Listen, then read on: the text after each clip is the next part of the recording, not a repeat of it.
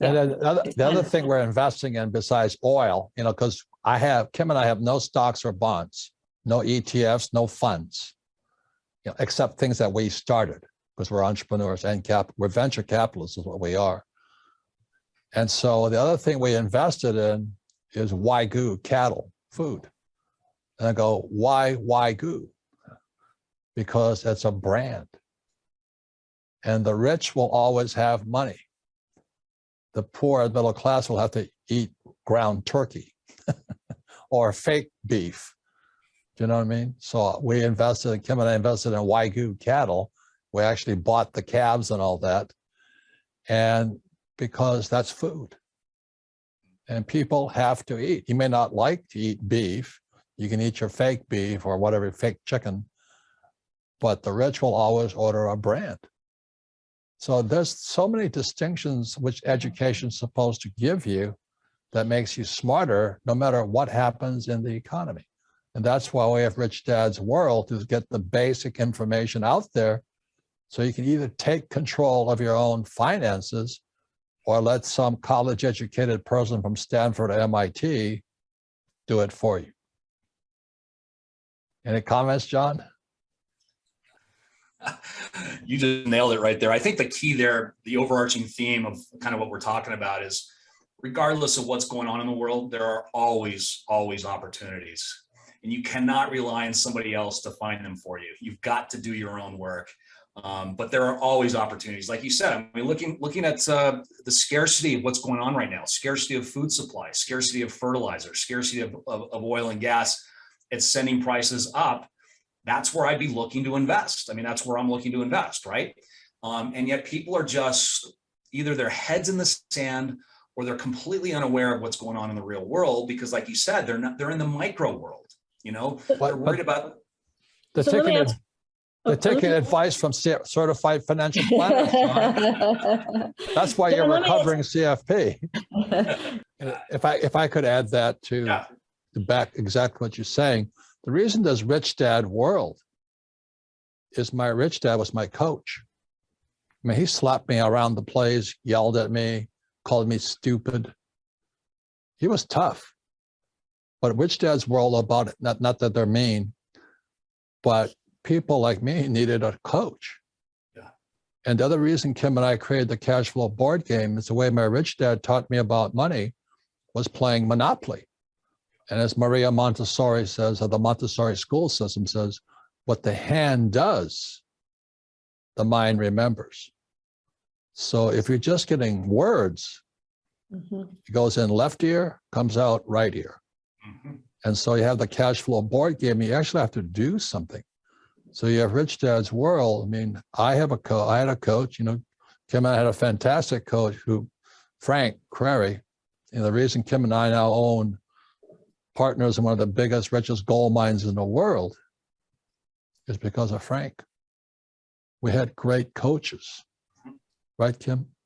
We did, and they would say things or show us things or do things with us that actually did change our thinking about how we operate. But again, it's people have to sometimes get uncomfortable because when you're learning something new, it can be uncomfortable. So, but again, to your point, if you have coaches and mentors, oh my God, if there's any shortcut to learning, for me, it's coaches and mentors. So Rich Dad World is specifically in real estate and other financial matters are your coaches. They're great people. John, who was your personal coach? Who affected you? I've had several. I mean, you guys are certainly one of them. I read Rich Dad Poor Dad many, many years ago, and that was a game changer moment for me. I've had my father, who's been a great mentor, my grandfather. But when I look back, what was really interesting is it was a mentor in a roundabout way. And it was really sort of the genesis behind my book, Why the Rich Go Broke. And I was landscaping in between courses at the University of Hawaii. I'd come back from New Zealand. And I was just taking some classes part-time, and I was landscaping to make some money. And we showed up at my favorite house. It's on Halikoa Ridge, beautiful, overlooking the ocean. And it was just the dream home, straight out of a magazine. And I finally finished, and I asked my boss, Larry, I said, what do they do? And he said, do you really want to know, do you really want what they have? I said, absolutely. That's why I'm out here in 90-degree weather going to class as well. And he said, well, go up and take a look in the kitchen. And I walked up this beautiful grass, looked in the kitchen, and all I saw was a paper plate, a kettle on the stove, and a rolled up futon in the corner. I was like, what gives? These people must have just moved in. So I went back to Larry and I said, what's the deal? He said, well, they're flat broke. He said they spent money like they were never, it was never going to end. He was a political consultant, and then his candidate lost, got in trouble. She was an up and coming realtor, and then she got cancer. And now I said, well, where are they right now? He said they are living in the sister's basement, hiding from creditors. They are flat broke. And yet on the outside, they looked amazing. The nice cars, the backyard, everything was just beautifully set up. And that's when Larry said to me, who's still mowing yards to this day, he said, John, you'd be surprised how many of these beautiful houses that we're working on are one paycheck away, one commission check away from going under. And he said, John, too many people are trying to keep up with the Joneses. He said, and then he said the second part, he said, but the problem is the Joneses are broke as well. And when I heard that, that was the game changer epiphany moment, another epiphany moment in my life that made me realize that I will never put myself in that situation. And that's when I set out to become financially free by the time I was 40. And I hit my goal at 37. And that story, that moment, still gives me goosebumps when I tell that story. I kind of consider a mentor as well. Not just an individual, but it was a story, it was an experience I went through. So if I could go on about Rich Dad's World, because that's what they offer. And I think soon you're going to see a huge real estate crash coming up, just like gold and silver will crash. By the way, this is real gold here. That's about $2,000. And this here is real silver. It's about $37. And this here is a fake silver quarter. You can tell by its copper. It's the same color as this copper. We have so much fake money floating right now. That's why the economy is floating. But when that baby comes down, all the stupid people who looked smart when it was floating up will look stupid. The problem is, as the theme of this show is, educated people cannot admit they made a mistake. So ladies and gentlemen, I just want to say that the theme of this show is when they started printing fake money, which this quarter is fake, this went fake in 1964, they violated a law called Gresham's Law. And what Gresham's Law says is when fake money enters a system, good money goes into hiding.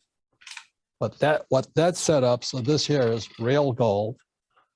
I bought my first gold coin in 1972 in Hong Kong. It was a South African Krugerrand. Paid $50 for it. Today it's worth $2,000.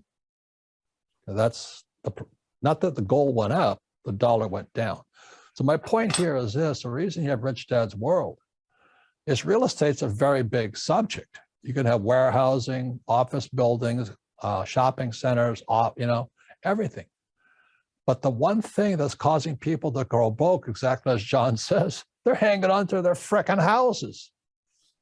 You know what I mean? The housing is vital. Gas is vital. So is food vital. Walmart's going broke. Target's going broke. But they'll hang on to their house. Now, this is the rule on real estate. Real estate depends upon jobs. And so I don't know if you know the stats, but there's 140 million homes in America, residential, 140 million. 30,000 are for sale today. That's not a very big number. So 140 million homes, 30,000 for sale today. Interest rates are going up and down. I don't really care. People will fight for a place to live. So if they move that, they lose that big house that John talks about, and there are lots that will. Those big houses are opportunities. But what Kim and I and Ken McElroy invest in are apartment houses, right, Kim? Yeah, it's like people need oil, people need food, people need timber, people need a place to live. They're always going to need shelter, always. And we never, and you know, you also have to look at, there's so many nuances to real estate. And one of the things we've always done, Robert, with Kenny, as you know, is we don't go for the high end. We don't go for the luxury apartments, because if the economy turns, those people move down and then they downsize to a B apartment and middle apartment, which is where we specialize. So there's a lot to learn, but if you're educated and you're ready, and when this crash comes, then you're going to see all sorts of opportunities. If you're not educated, it's just going to run right by you. Yeah, I think that's the most important thing you said, Kim. Because while the market hasn't crashed yet, well, you want to get ready for it. You know, if I was going to say, okay, I'm going to turn pro golfer, but I won't turn pro until I'm ready to hit the ball, I'm not going to win. So we have Rich Dad's World here. Start practicing, start learning. Residential is, I mean, I think I was cracking up, Johnny said those big houses are empty. Yeah. It's going to flush their kids out of the basement. Oh yeah. They're gonna need homes. Yeah.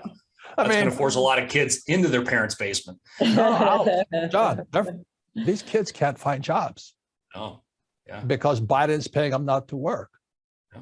So the residential property, I mean, Kim and I are sitting fat and happy, just like we are with oil. Yeah. The more they raise, the more they cut pipelines off, Kim and I get richer, but America gets poor. People, poor, middle class, all over the world get poor.